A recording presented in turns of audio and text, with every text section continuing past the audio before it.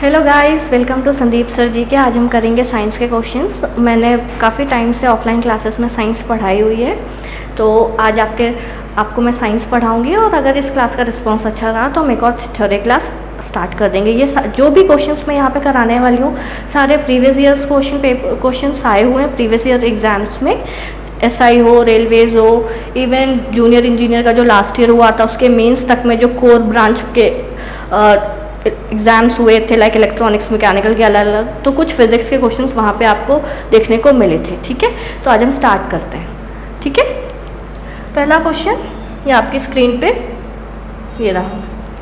The rate of change of velocity is called. वेग के परिवर्तन की दर को कहा जाता है। Option A force, option B momentum, option C acceleration, option D speed.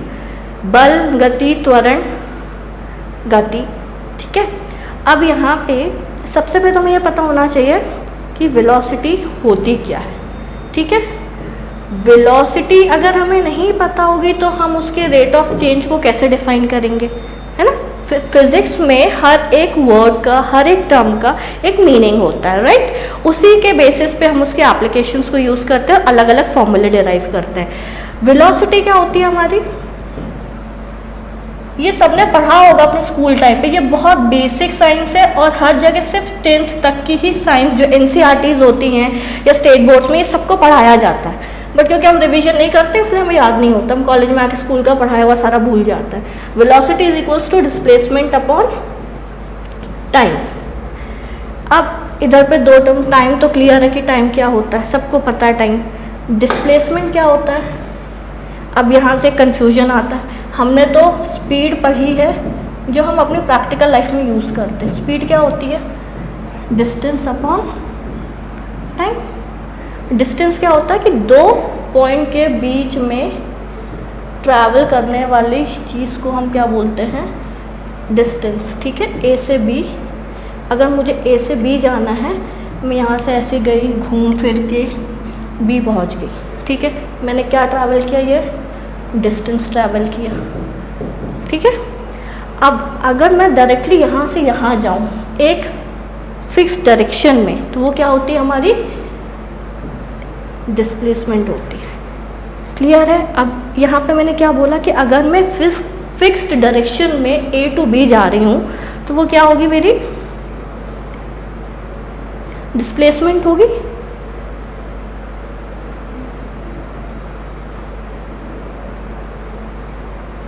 ठीक है, अब कोई भी फिजिक्स में दो क्वांटिटीज़ हम बहुत ज़्यादा पढ़ते हैं। एक होती है स्केलर, दूसरी होती है वेक्टर। फाइन। स्केलर में क्या होता है, सिर्फ मैग्नीट्यूड, जिसको हिंदी में क्या बोलते हैं, परिमाण। ठीक है, मैग्नीट्यूड होता है। वेक्टर में क्या होता है, मैग्नीट्यूड के साथ साथ हम क्या कर देते हैं, डायरेक्शन भी ऐड कर देते हैं। ओके, तो जो स्पीड हो गई हमारी वो क्या होगी, स्केलर क्वांटिटी होगी, और जो वेलोसिटी होगी वो हमारी क्या होगी, वेक्टर क्वांटिटी होगी।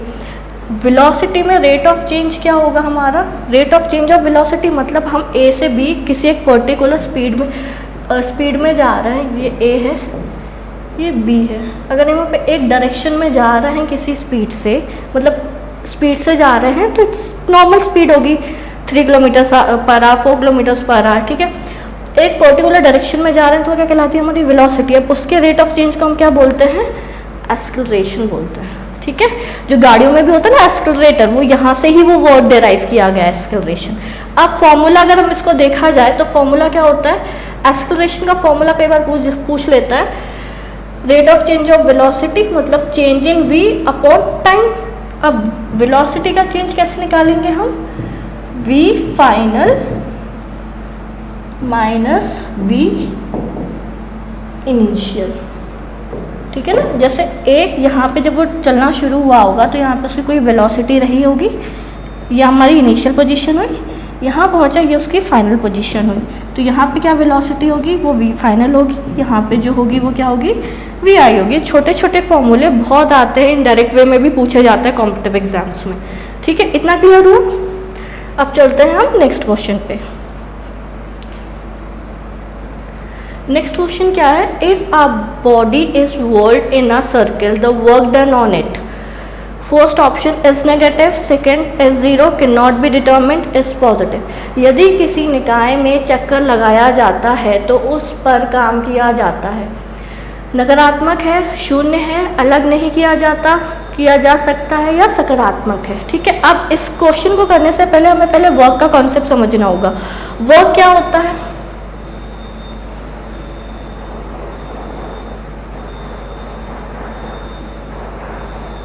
कोई भी काम कर रहे हैं उसको हम क्या बोलते हैं, वर्क। पर फिजिक्स की लैंग्वेज में वर्क क्या होता है, एनीथिंग पुश और पुल।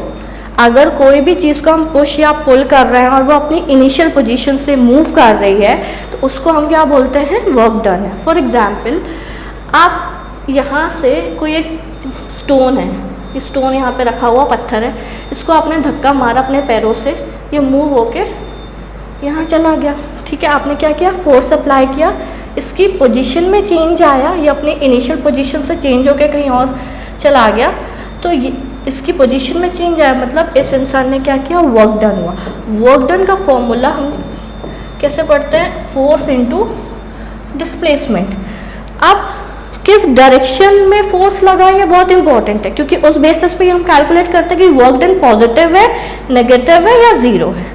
ठीक है, अब इसलिए मैंने इसके पहले क्वेश्चन में आपको कॉन्सेप्ट बताया था स्केलर और वेक्टर्स का, क्योंकि वेक्टर्स क्वांटिटी और स्केलर क्वांटिटी बहुत इंपॉर्टेंट रोल प्ले करती है हमारे फिजिक्स के छोटे छोटे कॉन्सेप्ट्स में।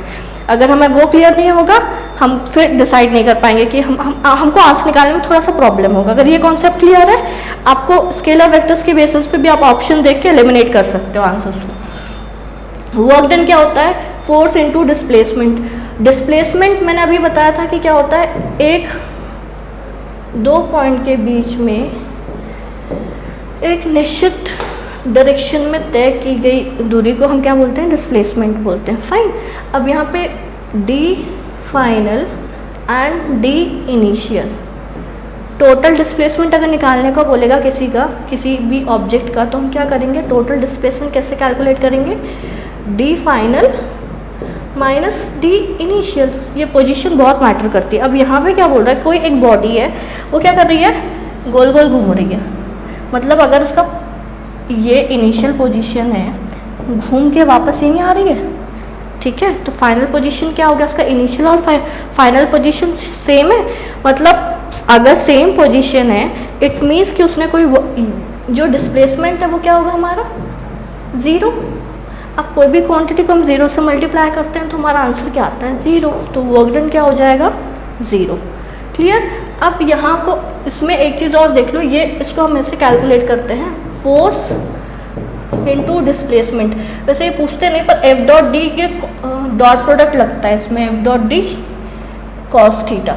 अगर किसी एक एंगल पे काम करो, बहुत सिंपल सा क्वेश्चन होता है कि अगर आप जो कूली नहीं होते रेलवे स्टेशन पे, वो अगर सिर में सामान लेके जाते हैं तो उनका वर्क डन क्या होता है, वो ज़ीरो बोला जाता है। क्यों बोला जाता है, क्योंकि वो जो लोड लेके जा रहे हैं उनके बीच का एंगल और जो डिस्प्लेसमेंट का जो डिस्टेंस ट्रैवल वो कर रहे हैं या डिस्प्लेसमेंट, तो उसके बीच का एंगल क्या आता है, 90 डिग्री आता है, क्योंकि सरफेस से जो एंगल 90 आएगा और कॉस 90 क्या होता है, ज़ीरो होता है। बट वो काम तो कर रहा है, हम उसको पैसे देते हैं, बट फिजिक्स में वो कॉन्सेप्ट क्या होता है, वर्क डन वहाँ पर उससे क्या ज़ीरो कैलकुलेट होता है। ये चीज़ क्लियर हुई। Next question, metals can be given different shapes according to our needs because they possess the properties of।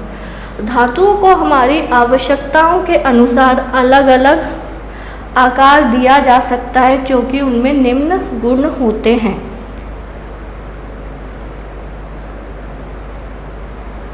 क्या होता है, malleability and ductility, ductility and conductivity, malleability and sonorosity, conductivity and sonorosity. ये जितनी चीज़ें लिखी गई हैं ये सारी क्या है, हमारी मेटल्स की प्रॉपर्टीज़ हैं। ठीक है, ये लास्ट ईयर 2019 में RRB JEE CBT 2 इलेक्ट्रॉनिक्स का ये क्वेश्चन आया हुआ है। ये क्वेश्चन लास्ट ईयर ही पूछा गया है। मेटल्स, सबसे पहले हमको ये पता होना चाहिए कि मेटल्स क्या होता है। फाइन, हमको पता, हम अपनी डेली लाइफ में इतने सारे मेटल्स यूज़ करते हैं।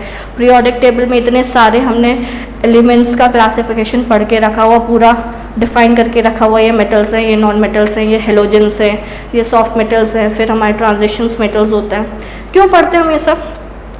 ताकि हमको स्टडी करने में और हमारी रियल लाइफ इम्प्लीमेंटेशन में इन मेटल्स का हम यूज़ कर सकें। मेटल्स में सबसे ज़्यादा प्रॉपर्टीज़ क्या होती है? मेलिएबिलिटी, डक्टिलिटी, मतलब can be drawn into sheets. हम शीट्स बनाते हैं, आयरन शीट्स होती हैं। वायर्स बनते हैं हमारे इतने सारे, एल्यूमिनियम वायर्स। बहुत सारे मेटल्स जो सॉफ्ट मेटल्स होते हैं, लिक्विड, उनमें से मरकरी एक एक्सेप्शन होता है कि मरकरी मेटल है, बट वो क्या होता है? लिक्विड फॉर्म में पाया जाता है। कहाँ यूज़ होता है? थर्मामीटर में यूज़ होता है, ये आप लोगों को पता होगा। तो वैसे मेलेबिलिटी एंड डक्टिलिटी का मतलब can be drawn into sheets and can be drawn into wires. Clear है? कंडक्टिविटी मतलब सारे मेटल्स क्या करते हैं? हमारे कंडक्ट करते हैं, इलेक्ट्रिसिटी फ्लो होती है उनसे। एंड सोनोरोसिटी मतलब कोई भी चीज़ में अगर मेटल्स में हम पत्थर मारेंगे या कोई भी चीज़ है तो साउंड प्रोड्यूस करते हैं, that is called sonorosity. Clear है? Dwarfness can be control by treating plants well. अब ये सोचो कि फिजिक्स पढ़ते पढ़ते कहाँ से बायोलॉजी का क्वेश्चन आ गया। मैंने इस सेशन में मिक्स्ड क्वेश्चंस रखे हुए, क्योंकि देखो हमें साइंस बोला जाता है, जनरल अवेयरनेस में साइंस मेंशन होता है, उसमें स्पेसिफाई नहीं होता ना कि फिजिक्स, केमिस्ट्री, बायोलॉजी। पेपर जब हम करने जाते हैं तो हमको ऐसा नहीं होता कि फिजिक्स के क्वेश्चंस अलग मिल रहे हैं, केमिस्ट्री के मिल रहे हैं अलग, मिक्स आते हैं। तो हम वैसे ही मिक्स पढ़ेंगे ताकि हमारा ब्रेन उस हिसाब से प्रिपेयर हो। ठीक है? ड्रॉफनेस क्या? अब ड्रॉफनेस क्या होता है? बोनापन। कई लोग होते हैं ना हाइट से छोटे रह जाते हैं, वैसे जो प्लांट्स होते हैं उनमें ऐसा कौन सा हार्मोन होता है जिसके कारण वो क्या नहीं हो पाते हैं? पौधे जो रहते हैं वो छोटे रह जाते हैं। ठीक है? तो इसको क्या बोलते हैं? Gibberellic acid. देखो बायोलॉजी के क्वेश्चंस ऐसे हैं, you have to learn it, कि भाई आपको ये क्वेश्चंस जो हैं वो पढ़ने पड़ेंगे, लर्न करने पड़ेंगे। क्लियर है? अगर वीडियो अच्छा लगे तो please like and share, otherwise आपकी क्लासेस, आप मुझे पता कैसे चलेगा कि आपको पसंद आ रहा है मेरा पढ़ाया हुआ।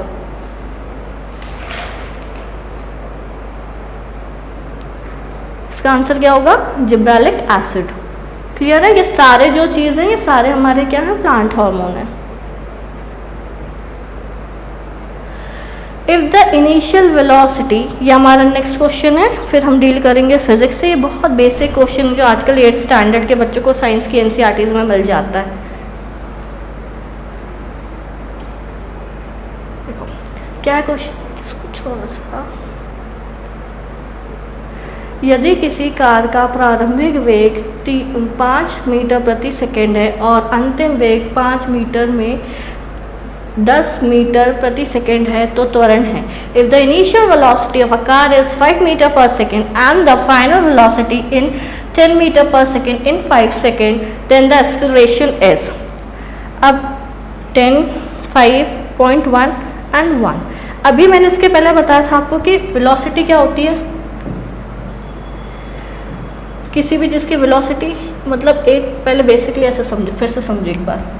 ये एक पॉइंट ए है, एक पॉइंट बी है। ठीक है?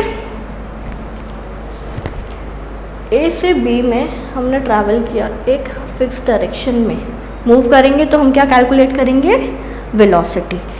घूमते फिरते जाएंगे ऐसे ऐसे ऐसे ऐसे तो हमारी क्या होगी? स्पीड होगी। क्लियर है? अब यहाँ पे बात क्या हो रही है? वेलोसिटी की। मतलब जो कार है वो ए पॉइंट से बी पॉइंट जा रही है, एक फिक्स डायरेक्शन में जा रही है। इनिशियल वेलोसिटी उसकी कितनी बोल रही है? तो इसको ऐसे लिखेंगे, v initial is equals to 5। ये मैं बहुत बेसिक लेवल से बता रही हूँ। ठीक है? v initial. फाइनली उसकी वेलोसिटी कितनी हो रही है? vf that is equals to 10 metre पर सेकेंड। एग्जाम में इतना यूनिट लिखने की जरूरत नहीं है, टाइम वेस्ट करने की जरूरत नहीं है। आप वैल्यूज देखो, फॉर्मूले में पुट करो, क्योंकि देखो यूनिट सारी सेम है, आंसर उसी में निकलेगा। यहाँ मैं एक्सप्लेन करने के लिए आपको यूनिट्स लिख के बता रही हूँ। v इनिशियल 5 है, v वेलोसिटी, फाइनल वेलोसिटी कितनी? इतनी है। एक्सेलरेशन का फॉर्मूला सबसे पहला क्वेश्चन कराया था मैंने, rate of change of velocity is called acceleration. इसको कैसे लिखते हैं, v/t लिखते हैं। अब चेंज इन जो वेलोसिटी है उसको हम कैसे डिफाइन करेंगे, v final minus v initial upon time. समझ आ रहा है?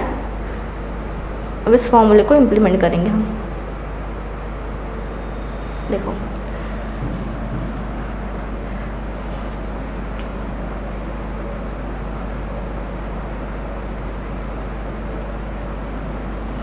A is equals to v/t, v final minus v initial upon t।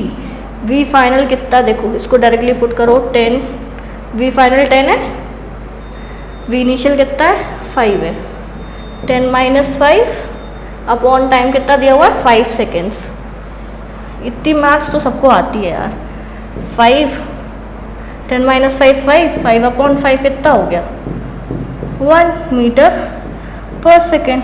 ये क्या था, स्क्वायर, क्योंकि अब यहाँ पे पर सेकेंड स्क्वायर क्यों आ रहा है, क्योंकि इसमें भी तो टाइम लगेगा। वेलोसिटी क्या होती है, मीटर पर सेकेंड होती है और टाइम से डिवाइड कर रहा है तो मीटर पर सेकेंड स्क्वायर। ठीक है, अब इसको ऑप्शंस में कैसे एलिमिनेट कर सकते हैं, अगर जैसे यहाँ पे ऑप्शन में ये लिखा होता मीटर पर सेकेंड, ठीक है, इस वाले ऑप्शन में भी लिखा होता मीटर पर सेकेंड, तो हम यूनिट देख के ही इसको एलिमिनेट कर देते। भाई ये दो आंसर नहीं होंगे क्योंकि एक्सेलरेशन की यूनिट में क्या आता है, मीटर पर सेकंड स्क्वायर आता है। तो हम ऐसे भी ऑप्शंस को एलिमिनेट करके, अगर हमको टाइम कम है या कैलकुलेशंस नहीं कर पा रहे हैं या थोड़ा सा टाइम बचाने के लिए, हम ऐसे छोटी छोटी टेक्निक भी यूज़ कर सकते हैं कि हम यूनिट देख के आंसर निकाल सकते हैं। अगर कई बार तीनों में कर देता है, मीटर पर सेकेंड दिया रहता, आप सीधे इसको आंसर टिक कर देते यूनिट देख के, क्या ये सारी तो यूनिट ही नहीं, मीटर पर सेकंड मीटर पर सेकंड मीटर पर सेकंड है, तो मीटर पर सेकंड इसका आंसर होगा। क्लियर है? Next question, which one of the following is commonly used as an indicator to measure the exact pH। pH क्या होता है, ये सब हमने केमिस्ट्री में, जो साइंस बैकग्राउंड के स्टूडेंट्स होंगे तो उनने 11th और 12th में केमिस्ट्री के प्रैक्टिकल्स में टाइट्रेशन वगैरह किया होगा, उसमें इंडिकेटर्स यूज़ होते हैं अलग अलग, तो उसमें ये सारे इंडिकेटर्स यूज़ होते हैं। सबसे जो मेन होता है वो क्या होता है, फिनोल्फ्थलीन होता है। ठीक है, बट पहले हमको पता होना चाहिए कि pH होता क्या है। क्लियर है? pH को क्या बोलते हैं, पावर ऑफ हाइड्रोजन। किस लिए यूज़ होता है, ये pH स्केल होता है मेजरमेंट करने के लिए। फॉर ऐसे समझो, जैसे कि हम स्केल यूज़ करते हैं, स्कूल में सबने यूज़ किया होगा लाइन ड्रॉ करने के लिए, ट्रायंगल्स बनाने के लिए एक मेजरमेंट की 15 सेंटीमीटर का स्केल होता है।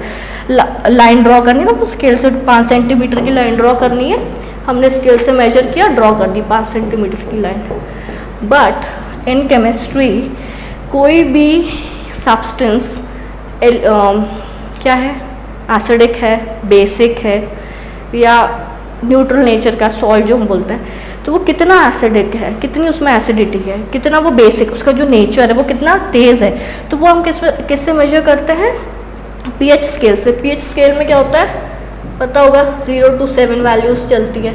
अगर 0 to 7 है, लेस देन 7 है, तो वो एसिडिक नेचर का होता है, और अगर ग्रेटर देन 7 है तो वो क्या होता है, बेसिक नेचर का होता है। तो इसमें क्या होगा, इसका आंसर बताओ, B. Next question, aluminium oxide is dash in nature.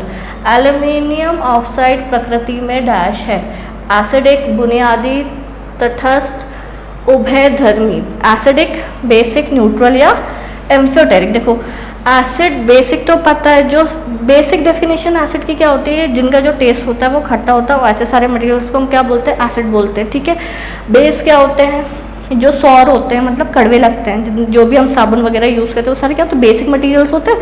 Washing powder हो गया, सोप्स हो गए, ये सारे क्या होते हैं, बेसिक नेचर के होते हैं। एसिड हमारे फ्रूट्स में मिलते हैं, क्लीनिंग के लिए यूज़ होते हैं, जितने भी जो क्लीनिंग प्रोडक्ट्स बनते हैं हमारे हाउस होल्ड्स के लिए, उन सब में क्या होता है, एसिड यूज़ होता है। और न्यूट्रल मतलब जो एसिड और बेस को मिला के जो चीज़ क्या होती है, एसिड और बेस की रिएक्शन जब होती है तो वो न्यूट्रलाइज हो जाती है और क्या बनाता है, सॉल्ट बनाता है। ठीक है, और इसका नेचर क्या होता है, न्यूट्रल होता है।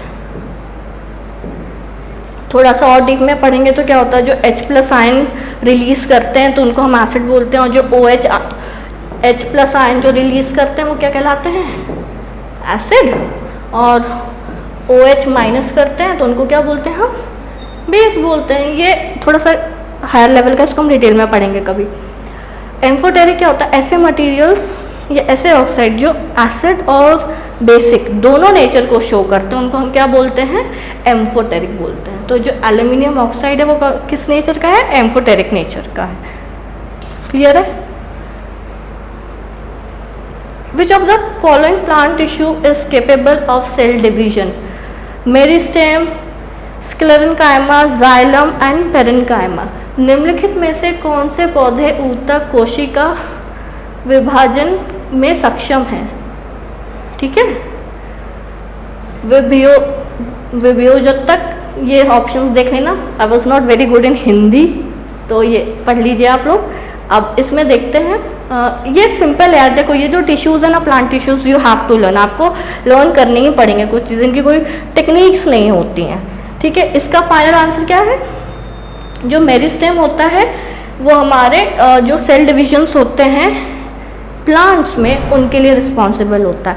वैसे ज़्यादातर क्वेश्चंस में एग्जाम में आपको देखने को मिलेगा जाइलम एंड फोलम। ये बहुत बेसिक है, आपको अगर आपके सिबलिंग्स होंगे तो उनकी साइंस की बुक में आप पढ़ोगे तो मिल जाएगा। जाइलम क्या कैरी करता है, ये दोनों क्या प्लांट टिश्यूज़ हैं। जाइलम क्या कैरी करता है, वाटर कैरी करता है। हम पेड़ों को पानी कहाँ डालते हैं, ज़्यादातर रूट्स में डालते हैं, ताकि वो रूट से खिंच के पूरी लीव्स तक जाएगा। कौन सी प्रोसेस होगी, फोटोसिंथेसिस की होगी, वो खाना बनाएगा। फिर वो चीज़ हम सनलाइट की प्रेजेंस में, तो जो पानी की ज़रूरत होती है फोटोसिंथेसिस में, तो वो कौन सा पानी रूट से नहीं, ऑब्वियसली बात है, रूट्स कैपिलरी एक्शन के थ्रू प्लांट्स की लीव्स तक जाता है, क्योंकि खाना कहाँ बनता है प्लांट्स में, लीव्स में बनता है, फोटोसिंथेसिस लीव्स में होती है। तो जो जाइलम टिश्यू है वो वाटर कैरी करता है, ठीक है। और जो फोलम है, जो लीव्स में फोटोसिंथेसिस से जो फूड बनता है, वो फोलम क्या करता है, फिर पूरे प्लांट्स में ट्रांसफर करता है। तो ऐसे याद करो, जाइलम फॉर वाटर और फोलम फूड साउंड कर रहा है तो फूड लेके जाता है। क्लियर है? तो अगर कोई एक याद करोगे तो दूसरा ऑटोमेटिकली याद है कि जाइलम अगर वाटर कैरी करता है तो फोलम फूड, ठीक है। फोलम याद कर लो, फोलम फूड कैरी करके जाता है, तो जाइलम जो होगा वो क्या लेके जाएगा, वाटर लेके जाएगा, क्योंकि ये दोनों ऐसे कॉम्प्लीमेंट्री पढ़े जाते हैं हमेशा, और पूछे भी ऐसे ही जाते हैं। Next question, which of the following is use in the preparation of tincture, iodine, cough syrup and mini tonics, ethanoic acid, ethanol, methanol, acetic acid. निम्नलिखित में से किसका उपयोग टिंचर, आयोडीन, कफ सिरप और कई टॉनिक की तैयारी में किया जाता है? अब टिंचर, पता टिंचर आयोडीन क्या होता है, जब गिर जाते हैं तो जो भी चोट हमें लगती है तो उसको क्लीन करने के लिए हम क्या यूज़ करते हैं, टिंचर आयोडीन यूज़ करते हैं। आयोडीन और कहाँ यूज़ होता है, नमक में यूज़ होता है, क्योंकि अगर आयोडीन की कमी ह्यूमन बॉडी में हो जाए तो क्या प्रॉब्लम होती है, हमारे जो ग्लैंड्स होते हैं वो प्रॉपरली वर्क नहीं करते हैं। थायराइड की प्रॉब्लम बहुत कॉमन है आजकल गर्ल्स में।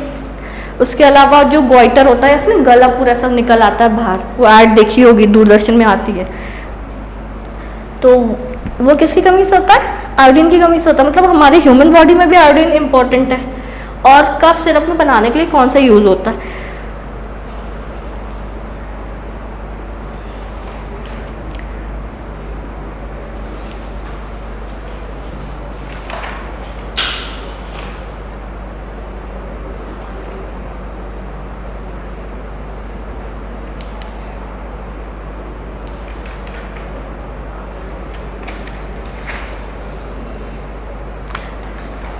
क्या यूज़ होता है, एथेनॉल, ठीक है। एथेनॉल का फंक्शनल ग्रुप क्या होता है, देखो जिसमें भी फंक्शनल ग्रुप्स आई थिंक पढ़े होंगे आप लोगों ने।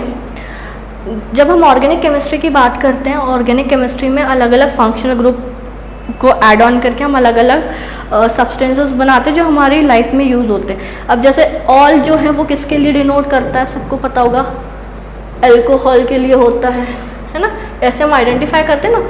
तो वैसे जो इथेनॉल, इथेनॉल में क्या होंगे, 2 कार्बन्स होंगे, फंक्शनल ग्रुप क्या होगा, OH होगा, ठीक है। तो ये उसमें यूज़ होता है। क्लियर है? Which part of human reproductive system helps the embryo gets its nutrition from the mother's blood? Uterus, cervix, placenta, fallopian tube. मानव प्रजनन प्रणाली का कौन सा हिस्सा भ्रूण को मां के रक्त से पोषण प्राप्त करने में मदद करता है? गर्भाशय, गर्भग्रीवा, नाल, फैलोपियन ट्यूब।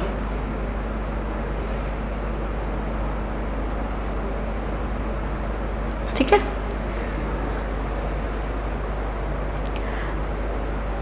जो भी मदर वोम में जब कोई भी यानी कोई भी बच्चा जब डेवलप हो रहा होता है एक फीमेल की बॉडी में, तो जो भी न्यूट्रिशन होता है वो फीमेल बॉडी से उस एम्ब्रायो में कैसे जाता है? तो वो किससे जाता है? प्लेसेंटा के थ्रू जाता है।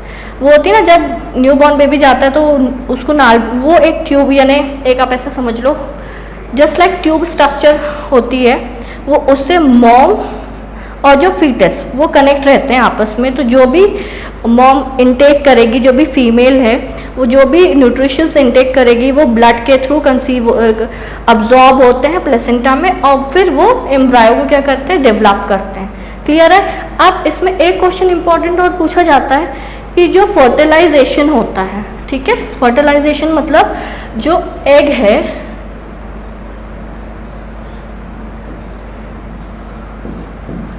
वो स्पर्म से जो मेटिंग प्लेस है वो कहाँ पे एग जो है वो स्पर्म से जो मीट होता है वो कहाँ पे होता है? ये क्वेश्चन बहुत पूछा जाता है। तो ये अक्सर क्या करते हैं लोग, इसका आंसर यूट्रस स्टिक करके आते हैं, बट उसका सही आंसर होता है फैलोपियन ट्यूब में फर्टिलाइजेशन होता है, फिर वो इम्प्लांट होता है यूट्रस में, और फिर जो एम्ब्रायो होता है वो डेवलप होना शुरू हो जाता है और 9 मंथ में बेबी कंप्लीट डेवलप हो जाता है।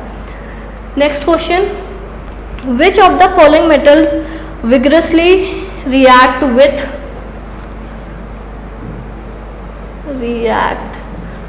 cold water? iron, aluminium, zinc, potassium। निम्नलिखित में से कौन सी धातु ठंडे पानी के साथ सख्ती से प्रतिक्रिया करती है? लोहा, एल्यूमिनियम, जस्ता या पोटेशियम? ठीक है, कौन सी करती है बताओ?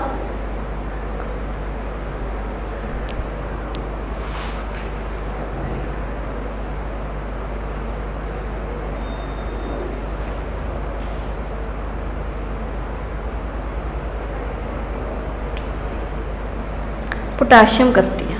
क्लियर है? अब इनमें से देखो, इसको पढ़ने के लिए ना हमें थोड़ा सा पीरियोडिक टेबल का नॉलेज होना चाहिए। पीरियोडिक टेबल में हमें पता है, पीरियोडिक टेबल जो मॉडर्न पीरियोडिक टेबल है उसमें कितने ब्लॉक्स होते हैं? S block, P block, D block and F block. S में क्या होते हैं? सारे मेटल्स होते हैं, ठीक है। पी में हमारे हेलोजेंस होते हैं, नॉन मेटल्स होते हैं। डी में ट्रांजिशन मेटल्स होते हैं, और एफ में क्या होते हैं? इनर ट्रांजिशन मेटल्स होते हैं। अब एस ब्लॉक में कितने ग्रुप होते हैं? 2 ग्रुप होते हैं, ठीक है। मतलब एस में आप देखते हो सोडियम, पोटेशियम, लिथियम, ऐसे पूरी पीरियोडिक टेबल याद होनी चाहिए, मतलब कुछ ग्रुप्स याद होने चाहिए। तो जो पोटेशियम है और जो सोडियम है ये क्या होते हैं? सॉफ्ट मेटल्स होते हैं, can be easily cut by knife. Metals क्या होते हैं? हमने मेटल्स की डेफिनेशंस पढ़ी थी अभी कुछ टाइम पहले, बताया था मैंने कि मेटल्स जो होते हैं मैंने हार्ड होते हैं, ठीक है, डक्टाइल होते हैं, सोनरस होते हैं, मेलेबल होते हैं, बट उसमें भी ना कुछ एक्सेप्शंस हैं। केमिस्ट्री जब भी आप पढ़ोगे उसमें आपको एक्सेप्शंस हर जगह मिलेंगे। फॉर एग्जाम्पल कहते हैं ना नॉन मेटल जो है वो कंडक्ट नहीं करते हैं इलेक्ट्रिसिटी, बट ग्रेफाइट क्या है? एक नॉन मेटल है और ग्रेफाइट कंडक्ट करता है इलेक्ट्रिसिटी को। तो ऐसे एक्सेप्शंस हमें याद करने, क्वेश्चंस यहाँ से ही आते हैं जो एक्सेप्शंस होते हैं। तो यहाँ पे क्या इसका आंसर क्या होगा? जो बहुत ठंडे पानी में कौन रिएक्ट करता है? पोटेशियम रिएक्ट करता है। पोटेशियम और सोडियम ये क्या है? सॉफ्ट मेटल्स है, can be easily cut by knife. आप इसको नाइफ से, चाकू से काट सकते हो। क्लियर है? Next question, according to Newland's law of octaves, how many elements exist in nature? 66, 65, 56, 55।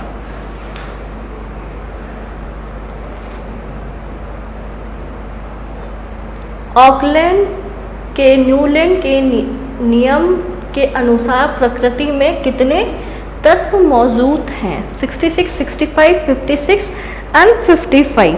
देखो पीरियोडिक टेबल ना एकदम से डेवलप नहीं हुआ, इसको थोड़ा सा पहले न्यूलैंड आए, उसके पहले मेंडलीफ आए, इन सब ने क्या किया हुआ है?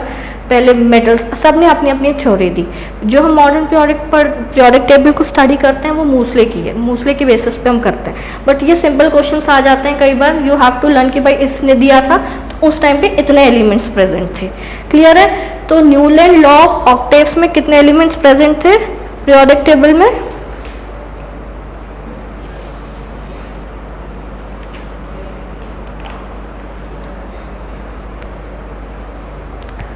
56। कभी पीरियोडिक टेबल पढ़ाऊंगी, अगर ये क्लास पे आप डिपेंड करेंगे ना कि आगे क्लासेस होनी है या नहीं होनी है, तो फिर कभी पढ़ा दूंगी। Next question, which of the following undergo sublimation? Ammonium sulphate, ammonium sulphide, ammonium chlorate, ammonium chloride.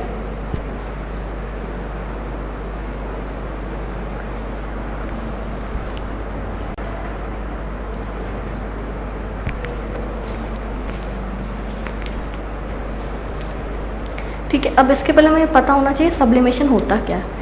जब हमें सब्लिमेशन ही नहीं पता होगा तो हम ये कैसे आइडेंटिफाई करेंगे? ठीक है, निम्नलिखित में से कौन सा उच्च कोटि को हो सकता है? Ammonium sulphate, ammonium sulphide, ammonium chlorate, ammonium chloride. ठीक है, अब हमको पता होना चाहिए सब्लिमेशन की प्रोसेस क्या होती है।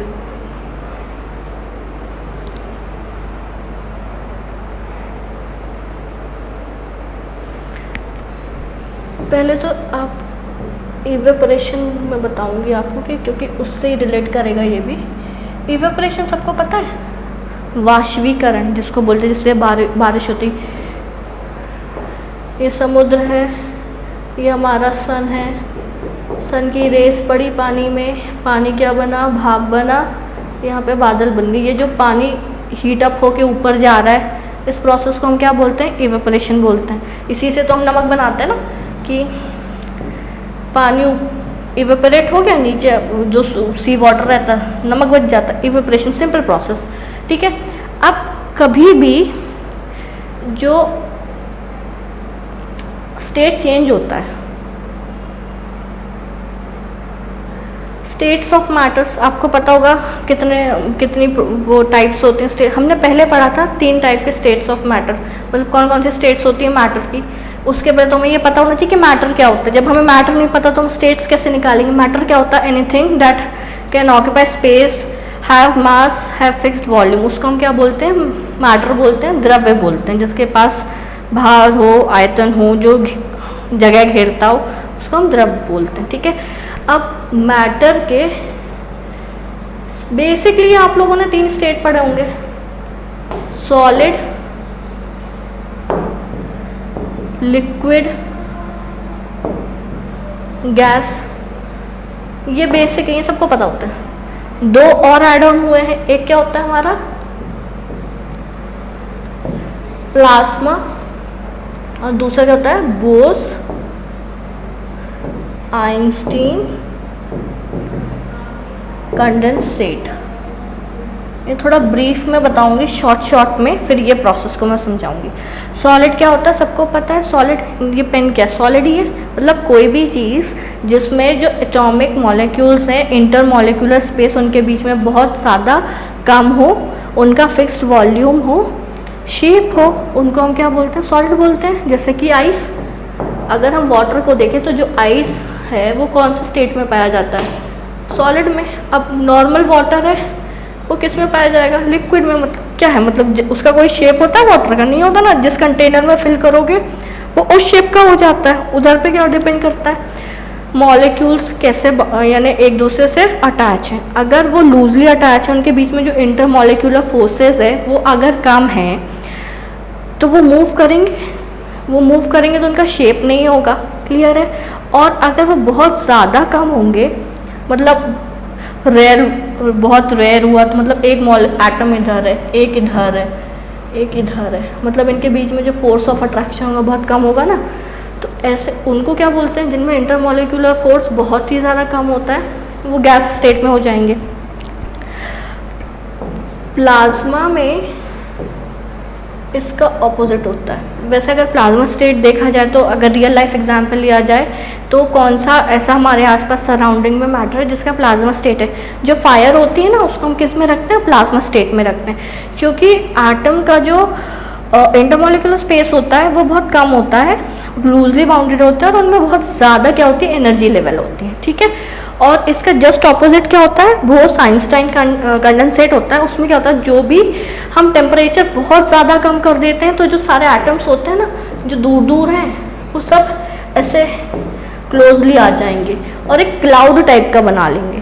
तो वो क्या कहलाती है, हमारी एक्सट्रीम कोल्ड वाली जो सिचुएशन होती है उसमें हम बोस आइंस्टाइन कंडेंसेट अचीव करते हैं स्टेट, और बहुत ज़्यादा टेम्परेचर हो जाता है, एटम्स में एनर्जी बहुत ज़्यादा हाई लेवल की हो जाती है तो हमें प्लाज्मा स्टेट मिलती है। अब जब भी मैटर की स्टेट चेंज होगी तो कुछ कुछ फिजिकल प्रोसेसेस हम यूज़ करते हैं।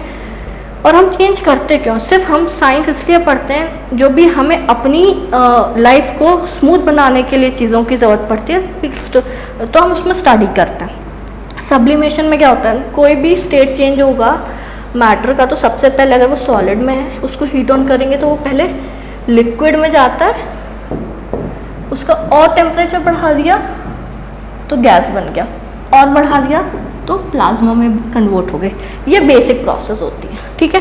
अगर हमको सॉलिड से डायरेक्टली गैस बनाना, मतलब हमको ये स्टेट चाहिए ही नहीं है, इस प्रोसेस को हम क्या बोलते हैं, सब्लिमेशन बोलते हैं, ठीक है। अब घर में सब लोग पूजा करते होंगे, कपूर जलाते हो माता रानी के सामने, तो जो कपूर है वो सीधे जल के किस में कन्वर्ट हो जाता है, हमारा गैशियस फॉर्म में चला जाता है। वो प्रोसेस क्या होती है, सब्लिमेशन की प्रोसेस होती है, क्लियर है। तो ये जो अमोनियम क्लोरेट है ये क्या करता है, हमारा सब्लिमेशन की प्रोसेस। ऐसे बहुत सारे अलग अलग मिल जाएंगे टाइप्स जिसमें आपको जो सब्लिमेशन मतलब डायरेक्टली सॉलिड से किस में कन्वर्ट हो जाएंगे, अगर उनको टेम्परेचर दो तो गैस में कन्वर्ट हो जाएंगे। कुछ डायरेक्टली लिक्विड से गैस में जाते हैं, लिक्विड से प्लाज्मा में जाते हैं, और अलग अलग रहते हैं, क्लियर है। Next question, definition of force can be started from. देखो इसके लिए ना न्यूटन्स लॉ पता होने चाहिए हमें। अगर हमें न्यूटन्स लॉ नहीं पता है ना तो मतलब वो तो फिर प्रॉब्लम होगी। अदरवाइज न्यूटन्स के लॉज वैसे भी सबको पढ़े, 3 लॉ है, ज़्यादा टफ नहीं है तीन। पहला इनर्शिया को डिफाइन करता है, दूसरा फोर्स को डिफाइन करता है, तीसरा every action has an equal and opposite reaction, जो हम रियल लाइफ में बहुत ज़्यादा यूज़ करते हैं, ठीक है। Definition of force can be started from Newton's first law of motion, Newton's second law of motion, Newton's third law of motion या Newton's law of gravitation। बल की परिभाषा किससे शुरू की जा सकती है, न्यूटन की गति का पहला नियम, न्यूटन की गति का दूसरा नियम, न्यूटन की गति का तीसरा नियम, न्यूटन के गुरुत्वाकर्षण का नियम। देखो ये इससे पूरी अर्थ चल रही है, ग्रेविटेशन पता है इसलिए हम यहाँ पे हैं खड़े हुए, नहीं तो हम सब उड़ते रहते अगर ग्रेविटेशन नहीं होता हमारी अर्थ में तो, ठीक है। न्यूटन्स का जो फोर्स क्या होता है, कैन बी, सिंपल डेफिनेशन में समझो, किसी भी चीज़ को अगर हम पुश या पुल कर रहे हैं, है ना, हम क्या करते हैं, फोर्स अप्लाई करते हैं किसी भी, that is called simple definition, push and pull something, जिसमें भी हम धक्का, वो क्या कहलाता है, हमारा फोर्स कहलाता है। अब उसको अगर डिफाइन करने बैठेंगे तो बहुत सारे फॉर्मूले होते हैं, F is equals to ma। अब इसको डिराइव करने के लिए हमको पूरा सेकेंड लॉ लगता है, ठीक है। तो जो डेफिनेशन ऑफ फोर्स आती है वो कहाँ से आती है, Newton second law of motion से आती है।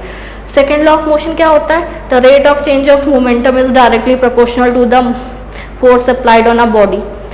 मोमेंटम एक टर्म आई, उसको क्या होता है, मोमेंटम क्या होता है हमारा, sorry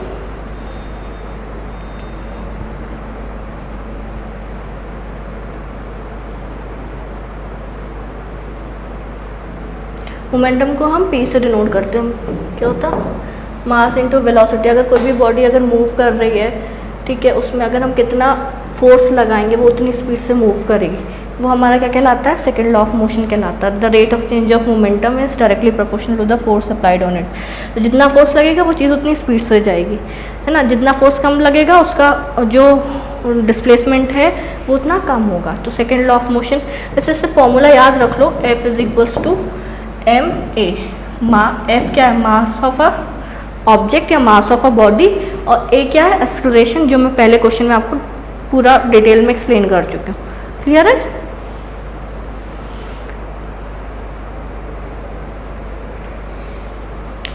which of the following has low resistivity? Diamond, glass, ebonite, nichrome. निम्नलिखित में से किसकी प्रतिरोधकता कम है? हीरा, कांच, आर्गेनेट, एबोनाइट वो गलत है, और नाइक्रोम। ठीक है, अब रेजिस्टिविटी क्या होती है? रेजिस्टिविटी ये बहुत कॉमन सी टर्म है। अगर रेजिस्टिविटी ये हमारे मतलब रियल लाइफ में देखा जाए तो जितने भी हर कोई भी ऑब्जेक्ट होता है ना, उसकी जो पोजीशन होती है उसको वो चेंज करने के लिए हर कोई रेजिस्ट करता है। क्लियर है? सिंपल वर्ड मतलब प्रतिरोध जिसको हिंदी में बोलते हैं। ये जितने भी हमारे मटेरियल्स अवेलेबल हैं, अगर हम उनमें से जैसे कोई भी मेटल ले लिया, सपोज हमने एल्युमिनियम ले लिया, एल्युमिनियम से अगर हमें करंट फ्लो कराना है, अब करंट क्या होता है? Flow of electrons. ये जो इलेक्ट्रिसिटी हमें दिख रही है क्या है? फ्लो ऑफ इलेक्ट्रॉन से। जब इलेक्ट्रॉन किसी हम वायर से पास करेंगे तो वो करंट फ्लो होगा, उसका आउटपुट हमको फिर दिखता है। तो हर एक मटेरियल का एक बेसिक नेचर होता है कि वो कोई भी चीज़ उससे फ्लो होती है तो उसको अपोज करता है। ठीक है, तो वो जो अपोजिशन होता है that is comes under resistivity.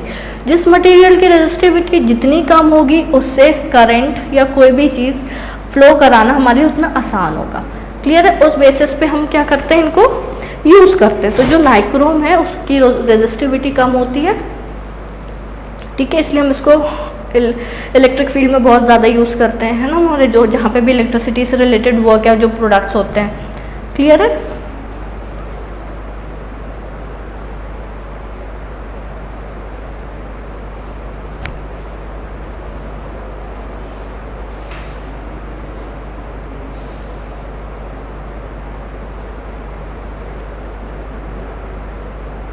Next question ये है, if I is the current through a wire and E is the charge of an electron, then the number of electron crossing it in t seconds, E upon I by t, E upon t, IT upon E and ITE।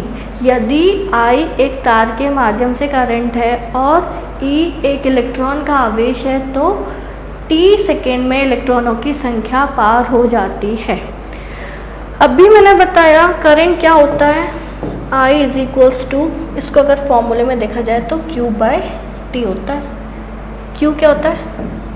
Charge, जिसको हम आवेश बोलते हैं। Charge कितने type के होते हैं? दो टाइप के होते हैं, एक पॉजिटिव एक नेगेटिव, है ना। पॉजिटिव क्या होता है? इलेक्ट्रॉन होता है। और नेगेटिव क्या होता है? नेगेटिव क्या होता है? हमारा प्रोटॉन होता है। और न्यूट्रॉन क्या होता है? जो न्यूट्रॉन जो चार्जलेस पार्टिकल्स होते हैं। क्लियर है? तो करंट क्या है? जैसे एक वायर है, इससे जब इलेक्ट्रॉन्स फ्लो करेंगे तो वो क्या कहलाएगा? हमारा इलेक्ट्रॉन्स फ्लो कर रहे हैं, हम क्या बोल, flow of electron in t is equals to 1 second में। तो करंट की वैल्यू क्या आ जाएगी? मतलब Q बाय टी होगा, मतलब 1 सेकेंड में इस वायर से कितने इलेक्ट्रॉन पास करना, that is known as current. ठीक है, उतना करंट इससे फ्लो होगा। अब इस क्वेश्चन में क्या बोल रहा है? If I is the current through a wire and E is the charge of an electron, then the number of electron crossing in t seconds क्या होगा? t सेकेंड्स में कितने क्रॉस होंगे?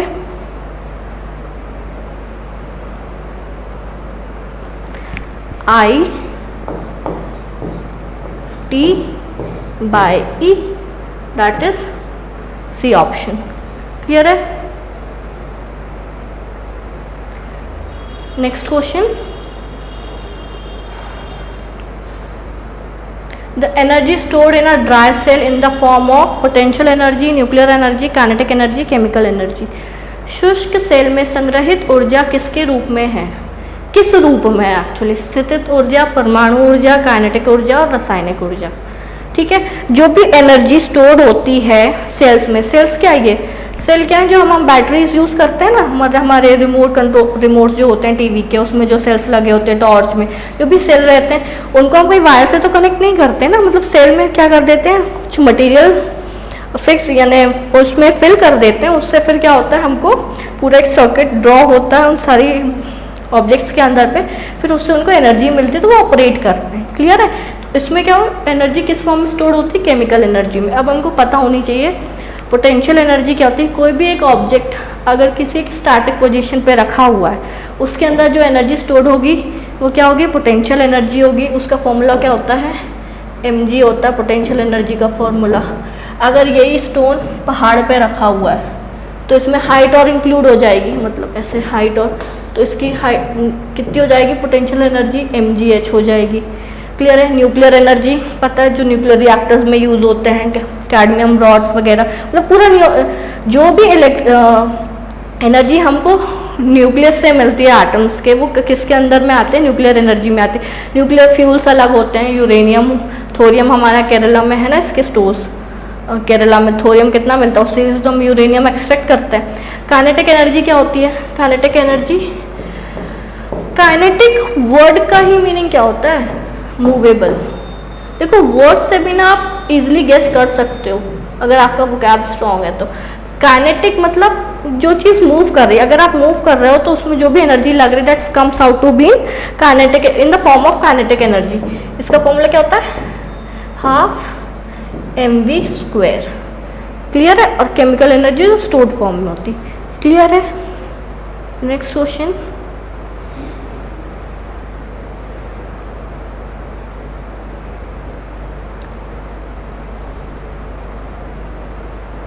the tendency of undisturbed objects to stay at rest or to keep moving with the same velocity is called velocity, force, momentum, inertia। अवचलित वस्तुओं की प्रवृत्ति को आराम से रहने या उसी वेग से चलते रहने की प्रवृत्ति को कहा जाता है वेग, बल, गति या जड़ता। ये अभी मैंने आपको न्यूटन्स लॉ बताए थे। फर्स्ट लॉ क्या बोलता है कि अगर कोई भी एक ऑब्जेक्ट रेस्ट पोजीशन पे है तो वो कब तक रेस्ट पोजीशन पे रहेगा, जब तक उसमें एक्सटर्नल फोर्स नहीं लगेगा। क्लियर है। अगर ये स्टोन यहाँ पे रखा हुआ है तो वो कब तक वहाँ पे रहेगा, जब तक कोई उसमें एक्सटर्नल फोर्स ना लगे और उसकी पोजीशन मूव ना हो। ठीक है, इसको क्या बोलते हैं, इनर्शिया। ठीक है। अब ये चीज़ बहुत ही, ये फर्स्ट लॉ डिफाइन करती है। या फिर कोई भी चीज़ मूव कर रही है तो वो कब तक करती रहेगी जब तक उसमें कोई एक्सटर्नल फोर्स ना लग जाए उसको रोकने के लिए। ठीक है ना।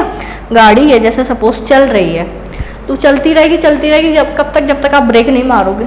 क्लियर है ना। वैसे ही अगर जैसे एक कॉइन को हम टॉस करते हैं तो वो ऐसे राउंड राउंड करके फिर स्टॉप हो जाता है, हमने तो नहीं रोका बट वो रुका। ठीक है। वो क्यों रुका, क्योंकि उसमें ग्रेविटेशनल फोर्स वर्क कर रहा है, एयर रेजिस्टेंस वर्क कर रही है, एटमॉस्फेरिक प्रेशर वर्क कर रहा है। क्लियर। मतलब इतने टाइप के फोर्सेस उसको क्या कर दिया, उसने रोक दिया। तो कोई भी चीज़ वो स्टे है तो स्टे रहेगी, मूव है तो वो मूव करती रहेगी सेम वेलोसिटी से। कब तक, जब तक उसमें क्या ना हो, कोई भी चेंजेस ना हो। क्लियर है। तो इस प्रॉपर्टी को क्या बोलते हैं, हम इनर्शिया बोलते हैं। तो जो न्यूटन्स फर्स्ट लॉ है वो क्या देता है हमें, लॉ ऑफ इनर्शिया, जड़त्वता का नियम। क्लियर है। नेक्स्ट,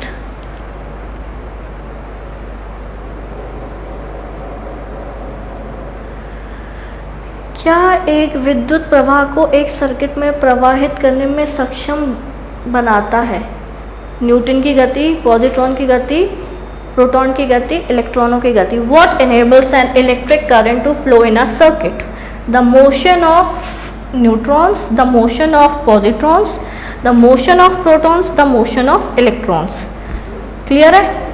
अभी मैंने बताया था करंट फ्लो जो होता है वो किसके कारण होता है, फ्लो ऑफ इलेक्ट्रॉन्स के कारण। क्लियर है। तो उसमें आंसर क्या हो जाएगा, the flow of electrons.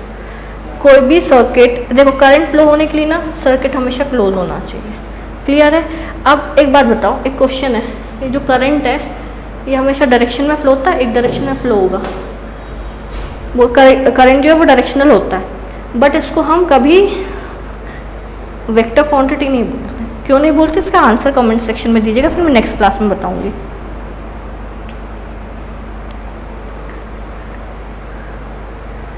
Next question, ये बेसिक क्वेश्चन ये ना, ये थोड़ी चीज़ें ना याद करनी पड़ती हैं केमिस्ट्री में हमें। बाकी फिजिक्स में तो हमारे कॉन्सेप्ट्स लगते हैं, बायोलॉजी में भी कुछ वर्ड्स हैं, टर्म्स हैं, वो हमें याद करने पड़ते हैं। Which of the following is use in making perfumes as well as flavouring agents ethanoic acid, methanol, esters या एथेनॉल। निम्नलिखित में से किसका उपयोग इत्र बनाने के साथ साथ स्वाद बढ़ाने वाले एजेंटों में किया जाता है? एथेनोइक एसिड, मेथेनॉल, एस्टर्स या एथेनॉल। देखो ये हमने पढ़ा होगा, सबने पढ़ा होगा। जो एस्टर्स होते हैं ना वो स्वीट स्मेलिंग एजेंट्स होते हैं, मतलब उसमें से ना बहुत अच्छी खुशबू आती है, तो इन्हीं को हम क्या करते हैं, यूज़ करते हैं। इसका फॉर्मूला क्या होता है? RCOOR, मतलब फंक्शनल ग्रुप जो रहता है वो क्या होता है? COO होता है। क्लियर है? जैसे अल्कोहल का मैंने बताया था OH होता है। नेक्स्ट क्वेश्चन,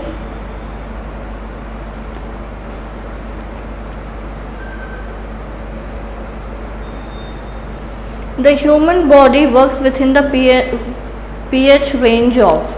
मानव शरीर pH की सीमा के भीतर काम करता है। देखो pH स्केल अभी बताया था मैंने, क्या होता है? 7 है, 0 to 7 है तो एसिडिक होगा, और 7 से ज़्यादा है तो क्या होगा? बेसिक होगा। तो जो हमारी ह्यूमन बॉडी होती है ना वो किस पे वर्क करती है? एसिडिक तो होती नहीं है ना। 7.0 to 7.8। क्लियर है?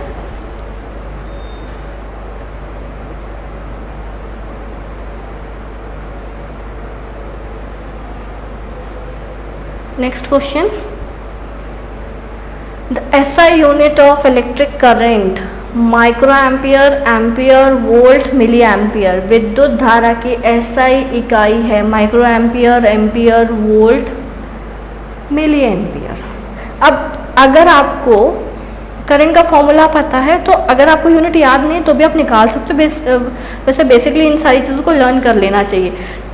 जो ऐसा यूनिट होती है करंट की, क्या होती है? एम्पियर होती है। अब देखो निकालेंगे कैसे? I=Q/T होती है। Q/T होता है चार्ज। चार्ज क्या होता है?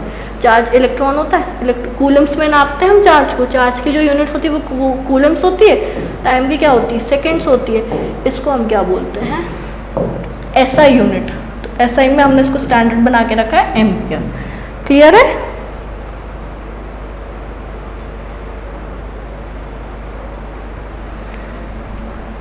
Thank you guys for watching this session. अगर आपको अच्छा लगा हो तो आप लाइक एंड सब्सक्राइब कीजिए चैनल को हमारे। And thank you for watching.